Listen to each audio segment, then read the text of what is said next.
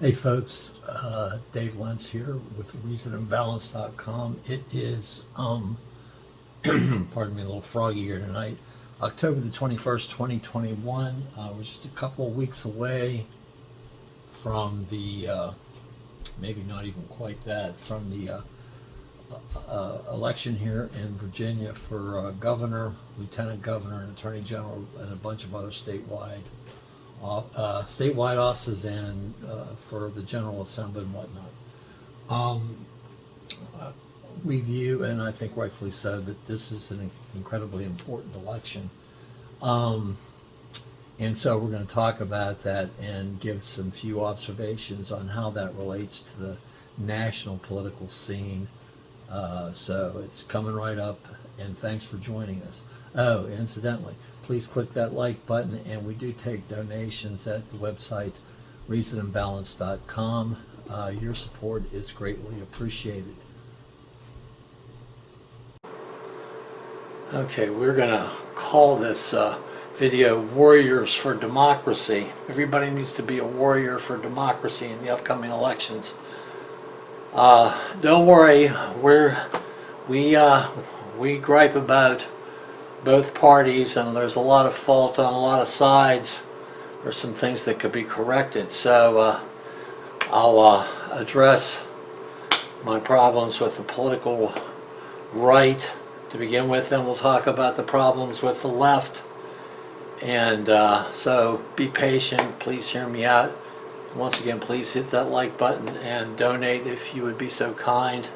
And so here is the video. This website, reasonandbalance.com, we've tried very hard to stay neutral on things. We're all about fact-based decision making. First you find the facts, the unbiased, unvarnished truth, and then you apply reason, logic, science, math to come to an objective decision, all balanced by some sense of compassion and recognition that we're all human beings, and that some people are less fortunate than others. And also we're very pro upholding of the United States Constitution, 3 separate branches of government, co-equal. Our democracy is to be cherished. Due process of law, equal protection of the law, equal rights, the Bill of Rights, freedom of press, freedom of religion, right to bear arms. The Constitution should be upheld. The one thing that we face at reasonandbalance.com is because I think it's probably, well, I may not be the best presenter in the world. It's hard for me to believe, but it's tough if you're a moderate and you're basically trying to hold two factions together, and you believe in unity in the United States, and that we ought to treat each other with respect, and to try to find common ground as opposed to posturing and trying to bully each other. Nobody has a corner on the truth. Everybody, even the most well-intended and honest, sometimes go a little bit off the rails. And people make mistakes. Everybody does. But the reason I'm saying that is that probably because of this, we probably don't get the support that we need at times. And so if you would consider donating to the cause here, it would be greatly appreciated. All right, we're talking about the Virginia election for governor, lieutenant governor, and attorney general, and for the Virginia General Assembly. Like I said, we've always tried very, very hard to try to stay balanced and actually relatively neutral in matters. However, this election shapes up to be very, very, very important here in Virginia. And it's important that, we can focus on issues like what's going on in terms of like the budget. Do we agree with one guy or the other in terms of the two gubernatorial candidates? That would be Terry McAuliffe, former governor, and Mr. Youngkin. Should we, pay attention to their position on policy matters? Well, absolutely. But what really concerns reasonandbalance.com is essentially this, because it almost makes everything else, I won't say, it almost makes everything, well, it certainly reduces the relevance and importance of issues and things that are typically very important. And I don't like to be this way, but because it's sort of a little bit against what we're sort of about, weighing people's policy positions and figuring out based on the facts who has the better policy position based on science, reason, and logic and all that stuff. But sometimes, and the point of this video is that overarching considerations transcend everything else. And in this case, what needs to be done is people need to vote for candidates that are the most committed and that are most likely to ensure the continuation of democracy in this country. Candidates must be elected regardless almost of their positions on otherwise important issues like the budget, and those are important issues. They're terribly important issues. But we have to elect people that are going to increase the chances and assure, hopefully, that democracy and our Constitution, our constitutional form of government, survives. It's more important than anything else because our country is in a very, very precarious situation, even a dangerous one. In the present situation, there's one party out there, and I think you'll probably know who I'm talking about, that basically has been trying to change the rules regarding voting.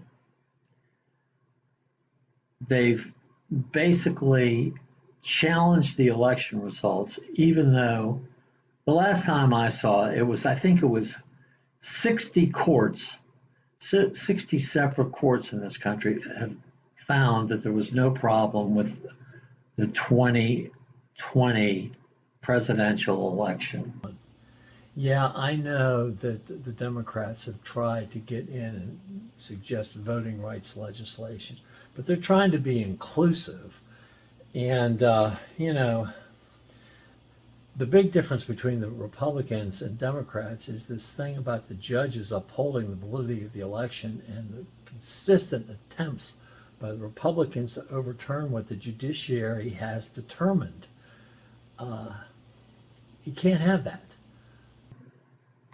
You have one party that basically has consistently, if you were to generalize, and generalizing is not always totally fair, but if you were to generalize, you've got one party that has consistently taken a position with regard to the COVID pandemic that has been against or so seriously questioned the science as to basically try to make the case that the science is not only misguided, but basically the doctors and the immunologists and all and whatnot have been lying to us. And in another situation where the Republicans seem to be totally disinterested in what science says, they seem to be always at odds with the scientific community on the effects of things like global warming and the environment. They're always overly concerned with less regulation and low taxes. It's like they don't care about whether or not, Florida is going to be underwater in 50 years or not. Rising ocean levels are a concern. Look at the serious drought that's occurring out west. The polar ice caps are melting. It's not good. There's always going to be some disagreements, but the bottom line, at some point, you have to make people have to make a determination of who is most likely to be right. And it's incredibly important at this point to basically make a determination as to, who is likely, who is trustworthy. I mean, if in court, now I'm a lawyer, okay, if in court, if you have a witness that gets up there and starts to lie or starts to fib or starts to misstate the facts, the jury is always going to basically, in the end, stop believing that party. What's really amazing in this particular instance, despite the holding of 60 different courts, even with Republican judges, a lot of folks, basically 70% of one party, continue to adhere to the view that somehow the election was stolen. At some point, it just gets ridiculous. I mean, in fact, it's beyond ridiculous. It's dangerous. Very, very dangerous. We can't have such incredible instability in the election process. We cannot go through history questioning every election. This country will turn into a banana republic, if not a dictatorship. And the problem is especially regarding the January 6th election, you had some people that were in one party that were willing to find that the election was not valid, despite what all of those courts held, virtually unanimously. When the Congress got together to certify those election results, that is just throughout our history, has been virtually always a rubber stamp thing. You're just basically in there just going through the motions. It's just almost like the electoral college, where you automatically count those votes if you won that election in that state. And there was one senator from a southern state, a football coach formerly, who basically voted against certification of the election. And he said, well, that's what I thought my constituency would want me to do. Well, I'm sorry, that's not, at some point,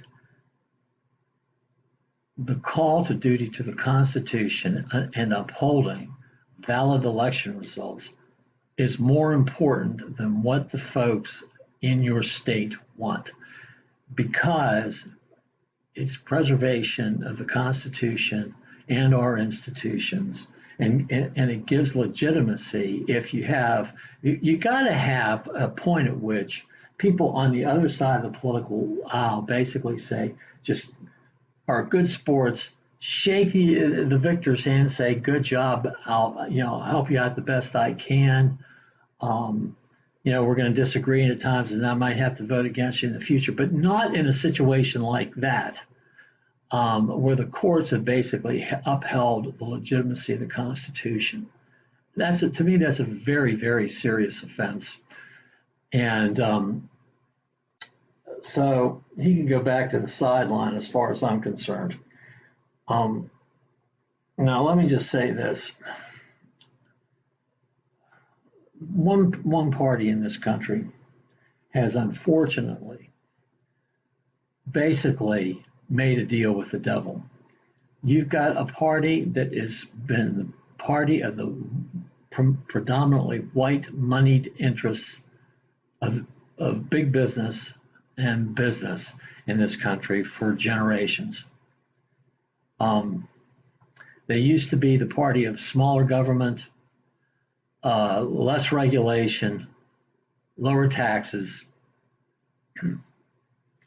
more like something Ronald Reagan would want, the Gipper.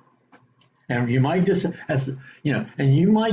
with the Gipper in the old days, but at least you liked the Gipper because, first of all, he's sort of a nice guy, and also because he had a sense of humor and he knew how to get along with people and not bully people.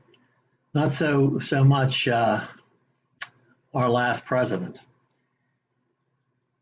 But the point is that with a president like that, you can work with somebody across the aisle, even though they're of a different party and even a different philosophy. I mean, Tip O'Neill in the old days and Reagan used to go at each other all the time.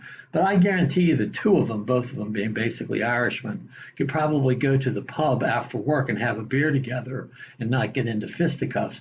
And there was never any concern on the part of Tip O'Neill or the Democrats back then that the Republicans were going to come in and impose a dictatorship.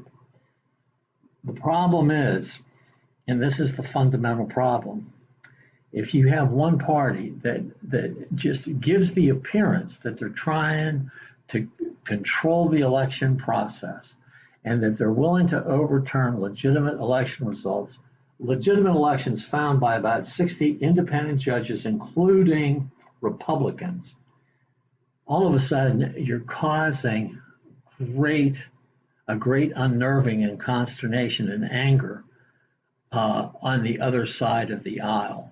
Very, very, very unhealthy for the country. And so here's the point that I want to get to, because I don't want this to go on too long. It's almost, the situation is so precarious in this country right now and dangerous that one has to seriously question whether, if you're a voter, whether no matter how well-intentioned or honorable a particular Republican candidate is, whether you can trust electing Republicans as a group to office, and whether they're going to obey what happens at the ballot box in the next election. I mean, are they going to sit there after what's gone on in Georgia and in Arizona and all these lawsuits and some of the nutcases that the last president had working for him? And one has to seriously question whether anybody in their right mind truly believes that somebody like Mr. Bannon doesn't want to see legitimately elected Joe Biden deposed, forcibly deposed.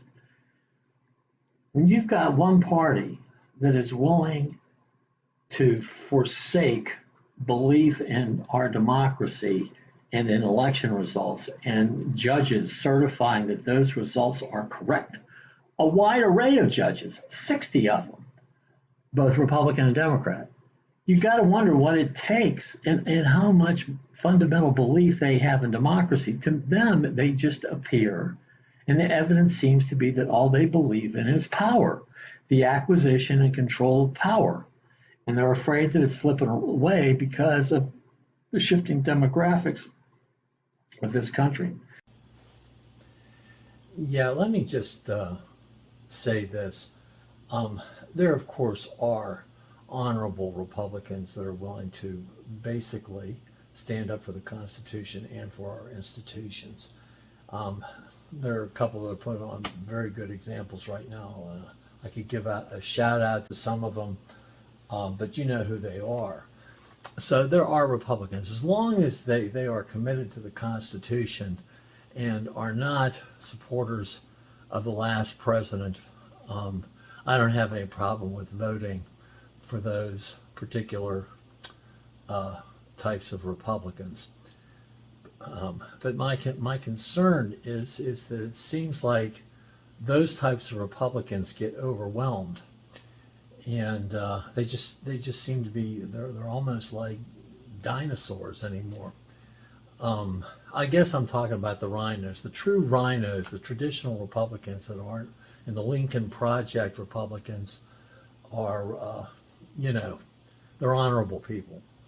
I have a lot of friends. Most of my friends and relatives are probably what Trump would call RINOs. Now, having said that,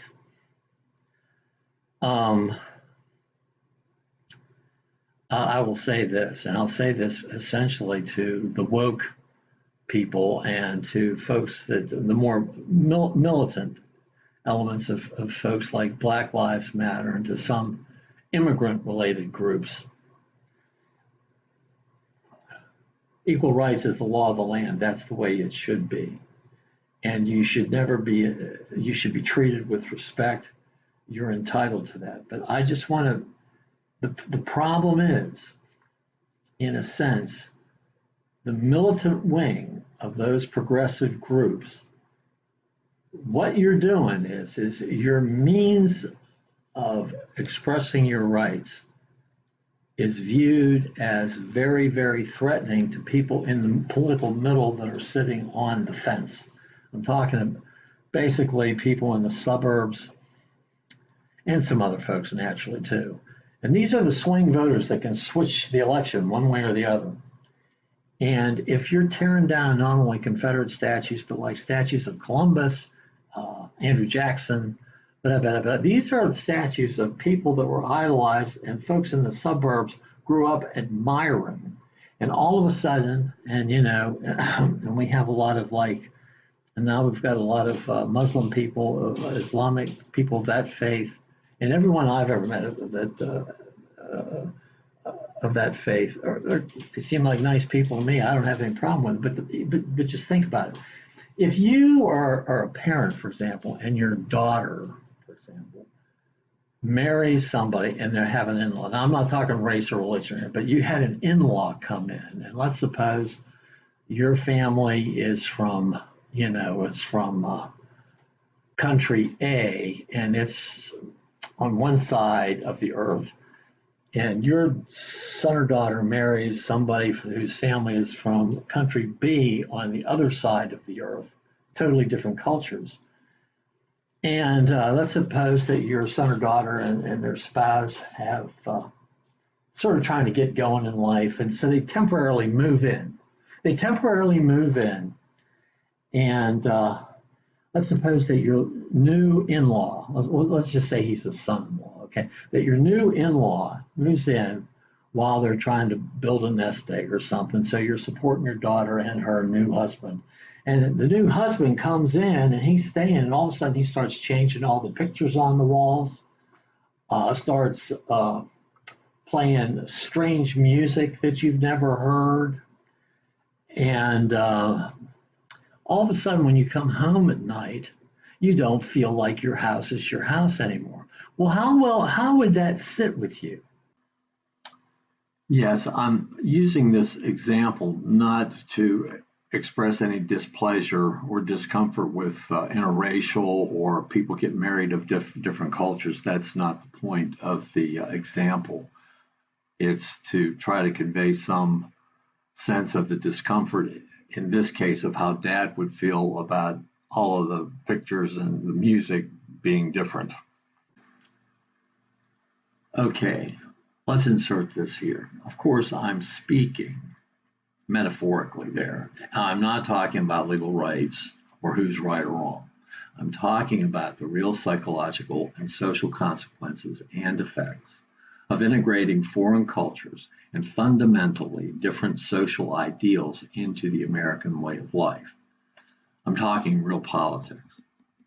I'm talking about the very probable election, voting, and future societal and political consequences of what a very important block of voters in the center see happening. Namely, of Democrats often appearing, rightly or wrongly, to be soft on immigration and also allowing wholesale change to American culture. Middle of the road voters from the largest voting bloc, the white community, may or may not want some change and more fairness. But too much too fast is scary to them and has election consequences.